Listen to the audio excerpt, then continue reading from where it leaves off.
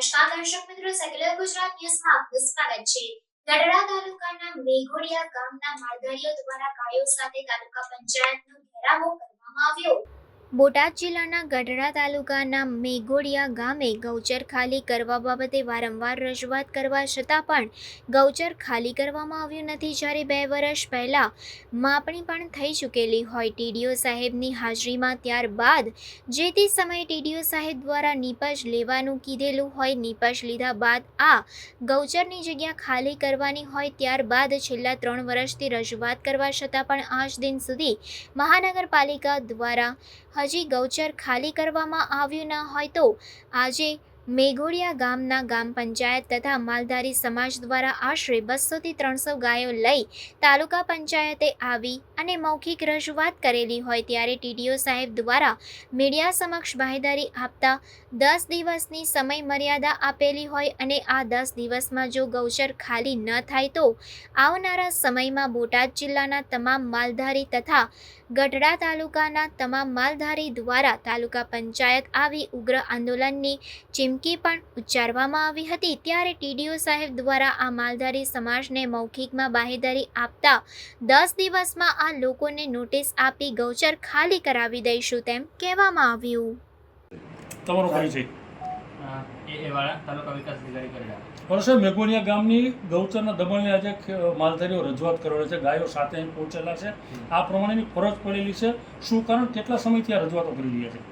રજૂઆતો ઘણા સમયથી છે અને એના માટે માપણી પણ અગાઉ આપણે કરેલી છે।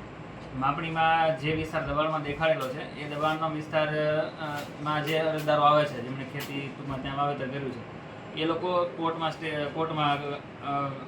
કહેવાય માપણી સીટ વિરુદ્ધ કોર્ટમાં ગયેલા છે કે આ વિસ્તાર એમનો છે, એટલા માટે માપણી સીટ જે તે સમયે ફાઇનલ થઈ હતી એના આધારે ખૂંટા પણ કદાચ નાખવામાં આવ્યા હતા, એ લોકોની રજૂઆત છે, એ લોકોએ કીધું છે નાખવામાં આવ્યા હતા, પણ હાલે કાઢી નાખ્યા છે એવું કહે છે। સાહેબ, અંદાજે કેટલા વીઘામાં દબાણ છે?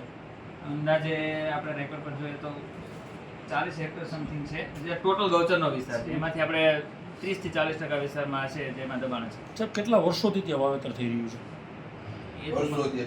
ઘણા વર્ષોથી થઈ છે, ચોક્કસ આંકડો તમારી જોડે પણ ગૌચરની જગ્યા હોય અને જો ગેરકાયદેસર રીતે કોઈ વ્યક્તિ દબાણ કરી અને તેમાં વાવેતર કરતો હોય તો અરજદારની અરજીની શું રાહ હોય? તંત્ર કેમ એમાં કામગીરી કરીને આ પ્રમાણેનું ગૌચર દબાણ અટકાવી નથી શકતું? ના, આપણે એના માટે તમામને નોટિસ પણ આપી દીધી છે અને પ્રાંત ઓફિસ મારફત જે લેટર આવ્યો હતો એના અનુસંધાને કે જેમાં હાલ જે ગૌચર જમીન છે એમાં શ્રી સરકાર ટેકનિકલી લખાઈને આવે છે, જે છે ગૌચરની જમીન 314 જેમનો વિસ્તાર છે, પણ એમાં જે શ્રી સરકાર લખાઈને આવે છે એના સુધારા માટે મામલતદાર ઓફિસમાં લખી દીધું છે, એ 2 થી 3 દિવસમાં સુધારો થઈ આવેથી અરજદારોને આખરી નોટિસ આપણે આપવાના છીએ, એમના માટે 7 દિવસનો સમય છે, એટલે ટૂંકમાં 10 દિવસમાં આપણે આમનો કંઈક શું કેલાભાઈ બોગાભાઈ ગામ મેઘોડિયા। અમારા પશુઓ સાથે તાલુકા પંચાયત કચેરીએ તમે આવ્યા છો, શું કારણ શું છે?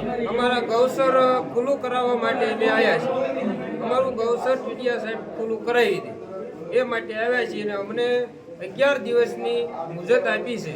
11 દિવસ પછી ગૌચર ખુલ્લું નહીં કરે તો પાછા અમે આવું પાછું માલ ઢોર લઈ અને સાથે હિજરતમાંથી આવશું। ઓકે, રેડી, હાલો બાઈટ બોલો।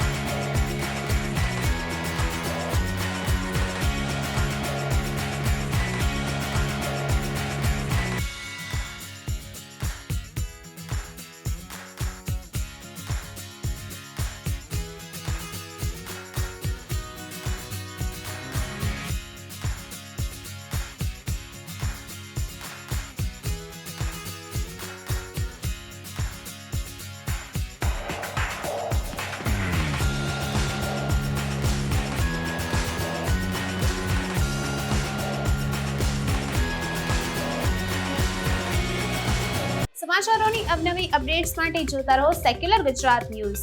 સાથે સેક્યુલર ગુજરાત ન્યૂઝ ચેનલને લાઇક, શેર અને સબસ્ક્રાઇબ કરો અને બેલ આઇકોન દબાવીને સમાચારોની ઝડપી માહિતી મેળવો।